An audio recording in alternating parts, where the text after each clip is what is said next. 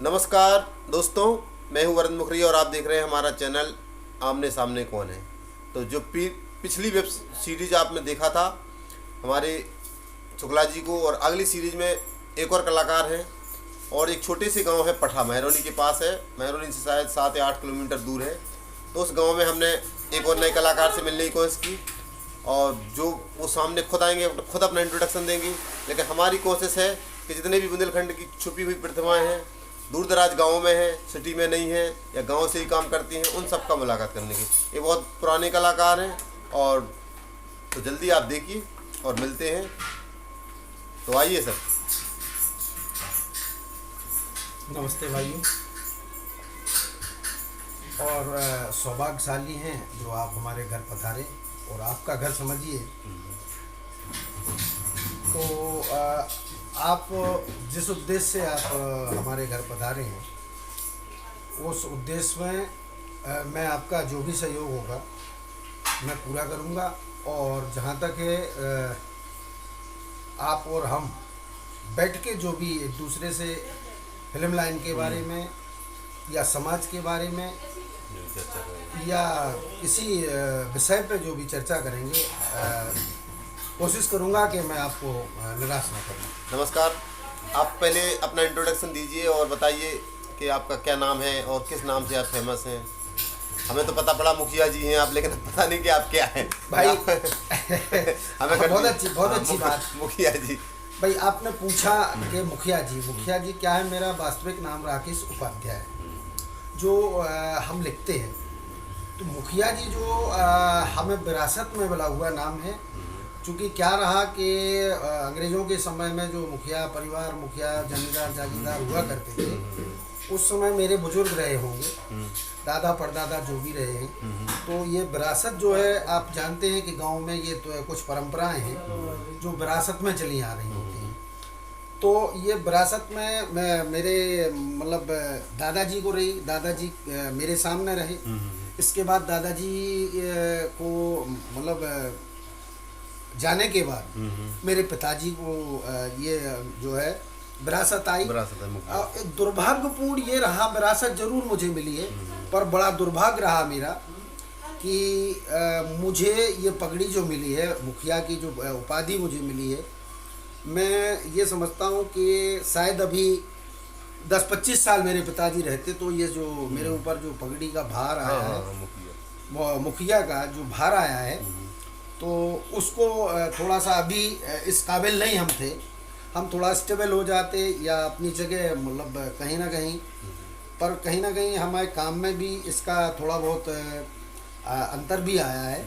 क्योंकि जब हम सिंसियर हो जाते हैं, हम पे वजन आ जाता है, सामाजिक वजन आ जाता है और सामाजिक जिम्मेवारियां जब बढ़ जाती हैं, तो उस समय हम खुल के कुछ ऐसा नहीं कर पाते जो कि एक फिल्म कलाकार हो या कोई भी मंच का कलाकार हो या हास्य कलाकार हो, क्योंकि उसको मर्यादाओं का फिर थोड़ा सा पालन करना पड़ता है, जरूरी हो जाता है। और खासकर आपको बता दें, ग्रामीण क्षेत्र में इसका थोड़ा सा ज़्यादा असर पड़ता है, क्योंकि हमारा मुंबई से लेना देना सिर्फ फिल्म लाइन से, ना कि संस्कारों से।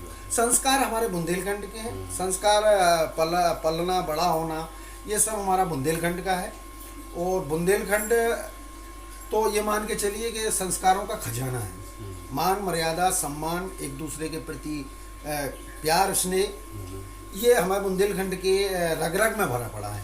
तो भाई साहब, आप अपना परिचय दीजिए। आपका जन्म कब हुआ, कहाँ, मतलब क्या है, कैसे स्टार्टिंग हुई, कैसे इस लाइन में आए और कैसे कलाकार बने, मतलब कहाँ से शुरुआत हुई आपकी, शुरुआत बताइए। जन्म किस सन का है आपका, मतलब जी मेरी जन्म तिथि 10/4/1974 है, जो मार्कशीट की जन्म तिथि है। थोड़ा आगे पीछे भी हो सकता है। पर और जहाँ तक सवाल है आपका कि फिल्म लाइन में कैसे आए, कभी कभी क्या होता है, मैं आपको एक हास्यास्पद जो कुछ बात बता दूं। जब हम अपनी उम्र पे होते हैं ना, जब एक जवानी स्टार्ट होती है हमारी, उस समय हम शीशे अधिक देखा करते हैं, कंघी करते हैं, और जब हम शीशे के सामने होते हैं तो अपने रूप का थोड़ा सा ये मान के चलिए कि फीलिंग जो एकदम आती है, हाँ यार मैं भी अच्छा लग रहा हूँ, मैं भी सुंदर हूँ, कहीं ना कहीं किसी न किसी जगह में अच्छा दिख रहा हूँ। तो उस कंडीशन में एक बात ये हो गई। दूसरी बात, जब हम इस लाइन में ये मान के चलो कि हम शुरुआत भी नहीं किए थे, हम अपने दोस्तों में बैठ के बातें करते थे फिल्म लाइन के बारे में, तो उनकी नेगेटिविटी जब मेरे पास आती थी तो उनकी नेगेटिविटी के बारे में अगर हम आपसे चर्चा करें तो वो हमको उस समय 1 करोड़ जनसंख्या रही होगी अपने भारत देश की। कब? जिस समय हम फिल्म लाइन की बातें करते थे, ये मान के चलिए आप, ये 89-90 की बात है। तो उस समय हमको हमारे मित्र लोग, जानने पहचानने वाले लोग कहते थे कभी शीशे में चेहरा देखते हो क्या? मैंने कहा हाँ बिल्कुल। बोले इतने सुंदर नहीं हो। कभी अमिताभ बच्चन को देखा और अपनी शक्ल को देखा, कभी राज बब्बर को देखा और अपनी शक्ल को देखा। तो हम भी सोचते थे हाँ यार बहुत सुंदर हैं, वो बहुत अच्छे लगते हैं, दिलीप कुमार जी हैं, राजकुमार जी हैं। फिर हमें कभी कभी मन में खिन्न आती थी तो हम उनसे कहते थे कभी नसरुद्दीन शाह को देखा, या ओमपुरी को देखा, या नाना पाटेकर को देखा? तो वो कहते थे इसका मतलब क्या हुआ? हमने कहा भाई नाना पाटेकर की शक्ल इतनी सुंदर तो नहीं लगती, ओमपुरी की शक्ल इतनी सुंदर तो नहीं लगती, पिंपल्स थे, चेचक के दाग थे उनके चेहरे पे, नसरुद्दीन साहब भी इतने खूबसूरत नहीं लगते। पर हमने कहा शक्ल और सूरत से फिल्म लाइन का कोई लेना नहीं। सही बात है। शक्ल सूरत अपनी जगह है और टैलेंट अपनी जगह है।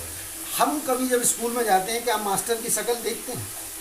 या हम कहीं हॉस्पिटल में जाते हैं तो क्या डॉक्टर की शक्ल देखते नहीं? शक्ल सूरत अपनी जगह है, मायने रखता है उसका गुण। और जब पहली फिल्म आपकी कब थी? मतलब हमने सुना था प्रथा फिल्म में आपने रोल किया। जी बिल्कुल। हाँ। बिल्कुल। और आपने बहुत अच्छा मतलब प्रश्न किया।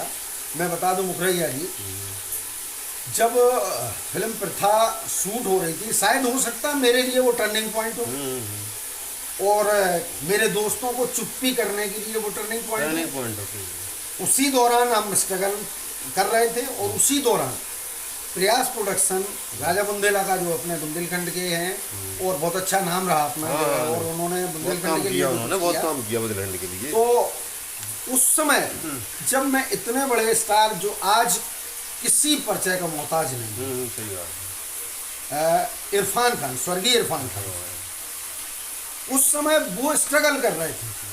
अब थोड़ा सा सीनियर थे चूंकि वो मुंबई से थे, इंदौर से थे, तो उनका लिंकअप जो था वो पास में था और मेरा जो है थोड़ा सा ग्रामीण स्तर पे था। पर जब ऊपर वाले ने मेरे अंदर की कुछ ये भावनाएं, उनका फल हमें जो मिला, वो मेरे ललितपुर जिले में शूटिंग स्टार्ट हो गई। तो उस समय शूटिंग स्टार्ट हुई, इत्तेफाक की बात, अमझरा घाटी पे शूटिंग चल रही थी। तो उस समय मैं वहाँ गया, मैंने देखा, पहला मेरा चांस था कि शूटिंग देखने का पहला चांस था। कैमरा, लाइट, साउंड, एक्शन, ये सब ग्लैमर वहाँ का, वो तो चूँकि थोड़ा सा हमें वैसे जानकारी थी, फिल्में देखने का शौक था ही, तो वो शूटिंग पहली बार हमने देखी थी। तो उस समय मैंने राजा भाई साहब से बात करी, हमने कहा सर हम भी इस लाइन में इंटरेस्टेड हैं और अगर चाहें तो आप, तो बोले कहाँ से रहने वाले हो? मैंने कहा मैं मेहरोनी के पास गांव है पठा। अरे बोले वाह यार तुम तो हमारे पड़ोसी हो।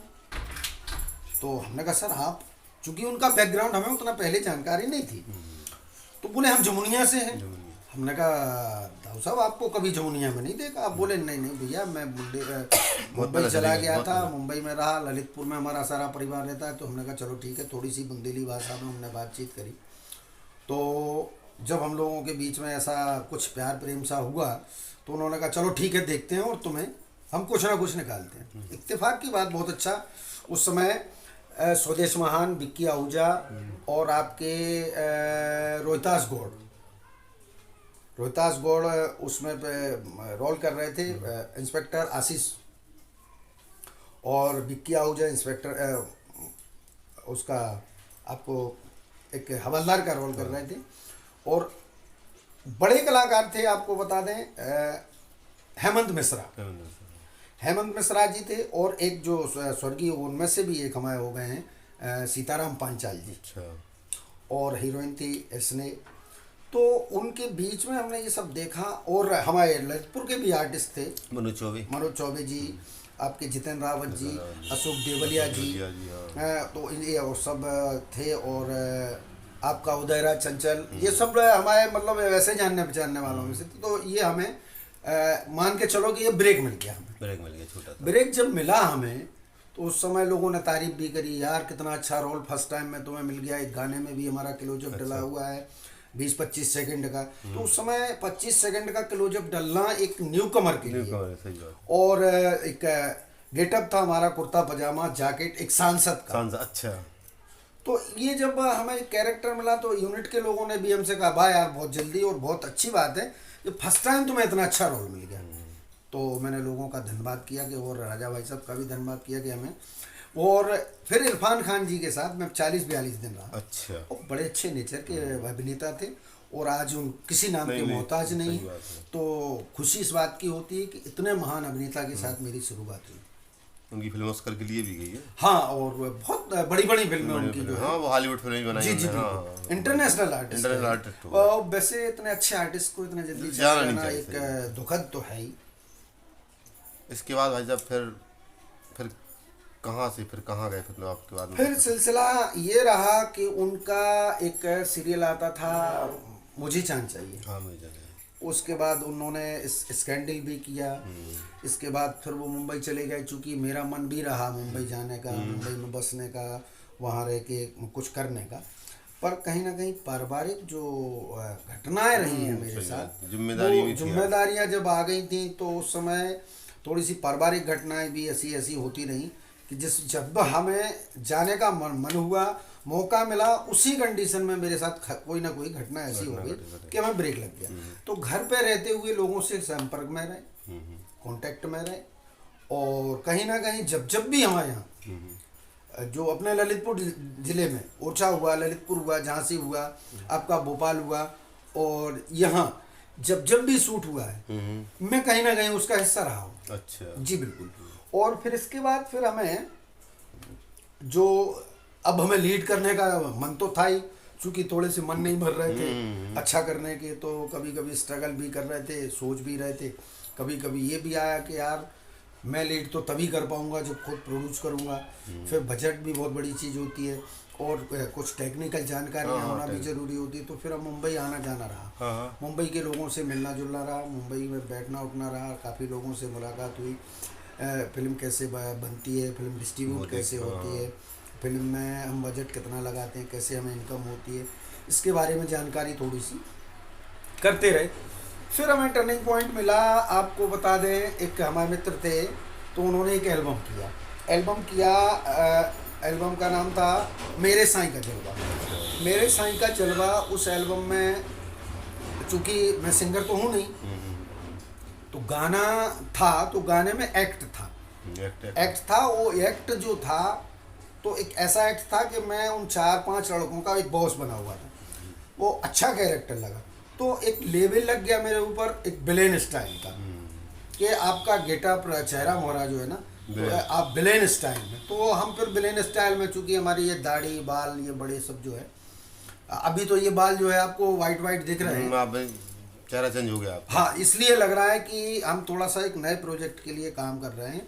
उसको हमें थोड़ी सी दाढ़ी बड़ी करना। एक सीनियर जो है, एक हीरो के पिताजी का कैरेक्टर है, तो हीरो के पिता का कैरेक्टर मुझे करना है। क्योंकि विलेन टाइप के कैरेक्टर करते करते थोड़ा सा ऐसा लगा कि कुछ एक सामाजिक किया जाए। तो हमारे डायरेक्टर जी और प्रोड्यूसर जी ने ये कहा कि अब थोड़ा सा एक काम करो, गंभीर कैरेक्टर आपके लिए और बहुत अच्छा कैरेक्टर, तो उसके लिए ये थोड़ा सा वाइटनेस दिख रही है आपको। बाकी हम यंग बन के रहते हैं, आपने देखा आपको बिल्कुल।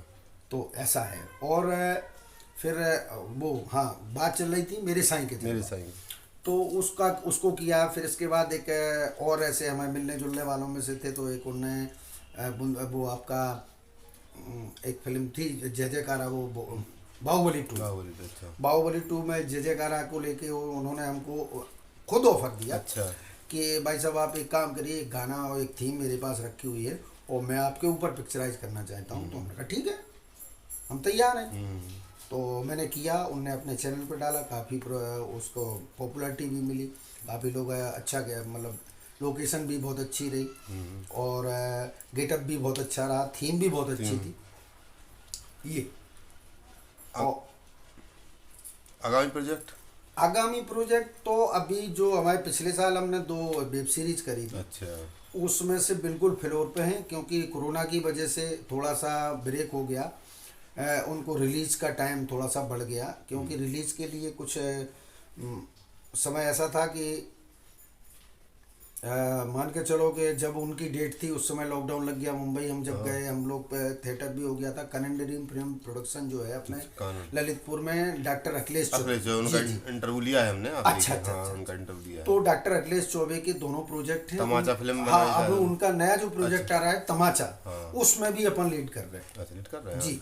पुलापुरी चप्पल आई थी, पुलापुरी चप्पल वो हमने की है, सेकंड लीड में हूँ। और मटक विवाह मैंने की है उनकी, और उनके कुछ क्राइम के एपिसोड भी हैं जिनमें अपन कास्ट हैं, कब परमानेंट पर शूट स्टार्ट होने वाला है।